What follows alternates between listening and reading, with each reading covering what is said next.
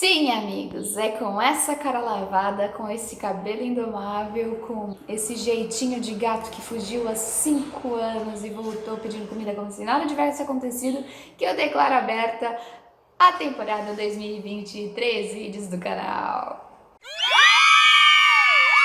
Ano passado foi um pouquinho corrido para mim no segundo semestre, porque eu acabei indo para o Canadá, indo para fora do país, fazer parte da minha pesquisa lá fora. E se vocês quiserem, a gente pode fazer um vídeo sobre isso, eu acho que seria muito legal para vocês terem esse conhecimento de como foi o processo de sair, como eu consegui ir para fora, como eu consegui bolsa para lá. Então, qualquer coisa vocês deixem aqui nos comentários. Mas agora eu acho que dá pra gente ter uma certa rotina de vídeo aqui no canal. Então, vamos ver, né, como vai ser esse ano. Os temas darwinismo e conhecimento meritocrático são dois temas distintos que podem ser abordados por distintas áreas, sejam elas compatíveis ou não. Eu acredito que são dois temas que têm muito a ser explorado, mas ao mesmo tempo eles são muito delicados, falando aqui situação, contexto, Brasil. Darwin era um britânico que nasceu em 1809 e morreu em 1880 e alguma coisa. Ele viveu até que relativamente bastante para a época. E Darwin era um naturalista, geólogo, botânico. Ele veio de uma família que tinha esse legado de descoberta, de teor científico. Ele é um dos nomes mais aclamados até hoje dentro das ciências biológicas por conta do seu livro mais famoso até então, desde sempre, Origem das Espécies. Independente da edição que você tenha ou que você consiga baixar, fazer um download, comprar, vale muito a pena ler A Origem das Espécies, porque é um livro realmente fantástico. Ele foi um dos principais autores que refutou a teoria do criacionismo, junto com outros autores também, dentre eles Wallace. Eu acho que nós já conversamos sobre isso. Se não conversamos, é um assunto muito legal falar da relação do Darwin com Wallace. E basicamente a seleção natural fala sobre a sobrevivência do mais apto. Então vamos pensar em, sei lá, muito tempo atrás, antes de Cristo. Pode ser? Então tá. É claro que o homem já existia nessa época, mas o extrativismo era infinitamente menor do que hoje em dia, então a gente pode falar sobre matas intocadas. Então vamos pensar num lagarto, por exemplo.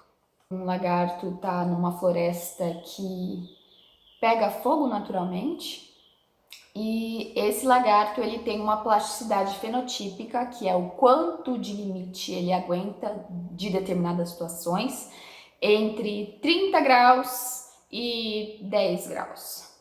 Essa queimada é tão grande que aumenta a temperatura para 32 graus e já ultrapassa o limite de plasticidade fenotípica desse lagarto.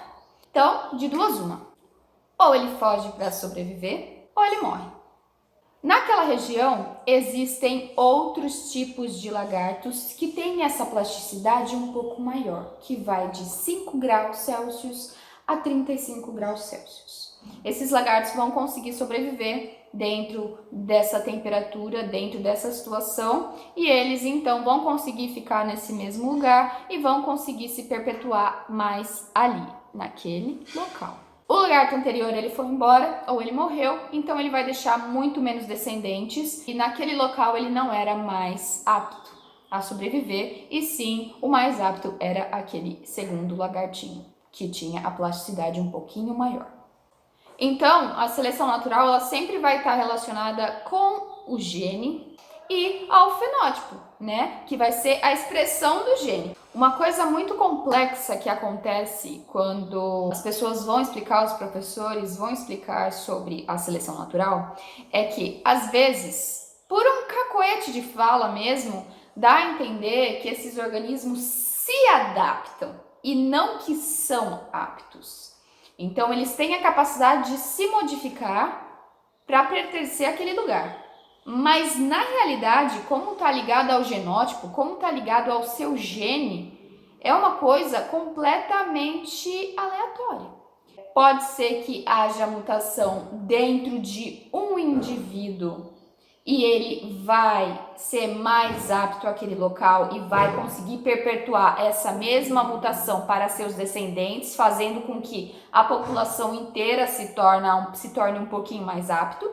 E aí, quando a gente fala de população a nível populacional, a gente pode falar sobre evolução, porque quando a gente fala sobre um organismo apenas e ele não consegue perpetuar isso muito longe, a população acaba ficando um pouco mais mesclada, então ele está no processo, mas ele ainda não chegou a nível populacional. A gente não pode falar sobre evolução nesse caso. A evolução só vai ser falada apropriadamente a nível populacional, a nível de total população da área. E é por essas e outras que Darwin, não sozinho, mas é o nome mais famoso, né? Então, Darwin e Wallace, eles foram tão revolucionários quando eles falaram sobre seleção natural, porque não se sabia sobre gene ainda nessa época. Gene foi surgir depois com Mendel. Eles escreveram A Origem das Espécies antes, então foi bastante revolucionário da parte deles, foi bastante visionário. Acontece que quando a gente fala sobre meritocracia e sobre darwinismo dentro das escolas, é que aprender sobre darwinismo em escola pública e em escola particular podem ser situações diferentes. Isso vai causar uma perpetuação do conhecimento de forma errônea. Claro, porque o professor de biologia de uma escola pública não é o mesmo professor de biologia de uma escola privada renomada. Não estamos falando aqui de escolas privadas de bairro, estamos falando de grandes escolas privadas do Brasil. Segundo o BNCC, é para ser falado sobre Darwin no 9º ano. Já quando a gente olha o PCN, que na realidade é o PCN+, porque ele só vai falar sobre Darwin, sobre evolução no ensino médio, a gente vai ver no 3º ano. E isso é muito engraçado, porque eu sou uma pessoa que eu estudei o ensino fundamental inteiro dentro de uma escola pública, municipal, que inclusive era muito bem conceituada aqui na minha cidade. E eu estudei o meu ensino médio dentro de uma escola privada que é pequena, é só da minha cidade, tem nas cidades ao redor, mas não é uma escola grande comparada com aquelas grandes renomadas que a gente falou anteriormente. E eu acabei não olhando os meus registros, porque eu acho que eu acabei nem guardando todos os meus cadernos, mas eu não me lembro de ter visto Darwin no ensino fundamental. Mas eu me lembro de ter visto Darwin no ensino médio. Não tenho certeza se foi no 3º ano, mas eu me lembro de ter visto Darwin no ensino médio. Aonde que eu quero chegar aqui? Darwinismo é um assunto que vai estender sobre muitos subtópicos dentro das ciências biológicas. Então, dentro da seleção natural, a gente pode falar sobre ecologia, a gente pode falar sobre botânica, a gente pode falar sobre genética, que não são assuntos simples, são assuntos altamente complexos, além dos assuntos zoológicos que normalmente são os exemplos dentro da seleção natural, porque é muito complexo falar sobre planta, né? É muito mais difícil falar sobre planta do que falar sobre animal. O animal está muito mais próximo da gente, então a gente consegue visualizar uma situação muito mais fácil do que uma planta. Muito mais perto da gente, geneticamente falando, né? Theodosius Dobzhansky um dia falou certa frase que é uma das frases que eu mais consigo me lembrar quando a gente fala isso uma frase sobre biologia, alguma coisa sobre biologia. Eu consigo me lembrar muito bem dessa frase. Nada faz sentido na biologia, exceto a luz da evolução. A evolução, a seleção natural é um dos temas, é um dos assuntos mais importantes dentro das ciências biológicas.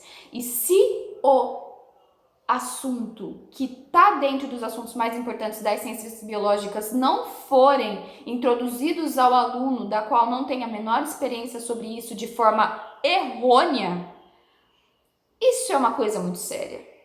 Isso é uma coisa muito séria porque o aluno de escola privada e o aluno de escola pública não são os mesmos alunos, eles não aprendem as mesmas coisas. E escola pública, eu não estou falando das grandes escolas públicas também, não estou falando de institutos federais e não estou falando de ETECs. Estou falando de escolas estaduais que não precisam de um sistema de provas para entrar. E não deveria ser diferente. Só que é. Porque o professor de escola privada muitas vezes ganha muito melhor do que o professor de uma escola pública. Porque o professor de uma escola privada tem muito mais tempo de estudo e de hora-aula do que o professor de escola pública. Porque os alunos das escolas privadas, infelizmente, têm uma bagagem muito diferente daquele aluno de escola pública, entre outros. Eu sei o privilégio que é ter um incentivo à educação. E essa não é a situação mais popular dentre os alunos de escola pública, que muitas vezes tem que fazer 2 jornadas, uma jornada de trabalho e uma jornada de estudo, estudam à noite e deixam o estudo dentro de um segundo plano para ajudar a família, para pôr comida na mesa dentro de casa. Ai, Bia, mas existem as exceções? É claro que existem as exceções. Sempre vai existir o aluno dentro da escola privada que não gostaria de estar ali, porque não é o perfil dele, porque ele não foi criado dessa forma. A gente não vai entrar no mérito da criação, da presença dos pais aqui. E sempre vai existir o aluno, bom aluno da escola pública, que honestamente eu acredito que não sejam poucos, mesmo. Mas o problema está dentro desse sistema que dentro da escola pública, muitas vezes o professor trabalha mais de 50 horas semanais.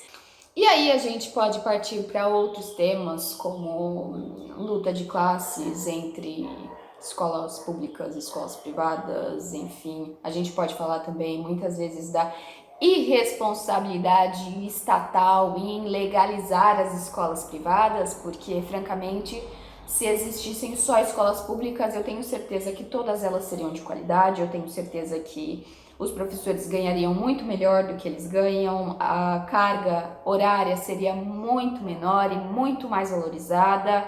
E aí, em 2012, entra a Lei 12.711, que fala sobre a obrigatoriedade de cada curso, de cada turno, ter um mínimo de 50% das vagas reservadas a estudantes de escolas públicas. Mas o grande problema das 50% das cotas destinadas a alunos de escolas públicas são que isso é um reparo altamente paliativo, da qual deveria existir, claro que deveria, juntamente com outras políticas educacionais, juntamente com uma melhoria do ensino básico público, juntamente com um aumento no salário dos professores, para que ao longo dos anos as coisas se equiparassem um pouquinho mais. Então, só a partir de 2012, que na verdade eu acho que foi a partir de 2013, porque essa lei é de agosto, eu não sei se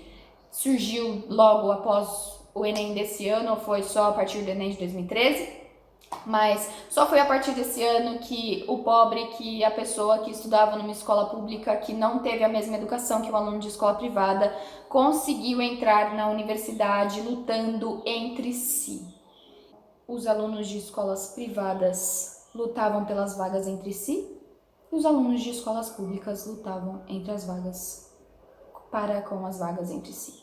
Que na realidade é um sistema muito mais igualitário, mas como eu disse anteriormente, é altamente paliativo. Pelo menos aqui na cidade onde eu moro, as escolas públicas continuam sucateadas e existe até um projeto de deixar as escolas públicas integrais. Olha só que sonho de consumo, né? Realmente, seria um sonho de consumo se fosse própria para isso. Quem é que quer estar 8 horas por dia dentro de uma escola onde pinga água do teto, onde não tem merenda, onde os professores também não querem estar lá, onde os alunos também, enfim, poderiam estar fazendo outras coisas, né? Umas coisas talvez mais importantes dentro do conhecimento deles. Então, se vocês me perguntarem sobre qual é a minha opinião, então, sobre as escolas públicas, sobre a legalidade das escolas privadas, dentro desse contexto que a gente vive, eu acho que é uma coisa muito, muito irresponsável e muito trapaceável, sabe? Os meus pais têm dinheiro, então eu tô indo para a escola particular, os meus pais não têm dinheiro, então eu estou indo para a escola pública. Que justiça é essa? Mas, obviamente, essa é a minha opinião, isso é o que eu penso. E tudo que eu gostaria era que o jovem de hoje em dia, independente de classe, independente de raça, independente de idade, poderia ter uma educação igualitária e para todos. É só isso. Só desse jeito eu acho que seria pertinente colocar em voga a meritocracia ou não, porque daí todos eles sairiam do mesmo ponto. Isso que a gente nem tá falando sobre as questões psicológicas, né? Esse assunto é muito grande, gente.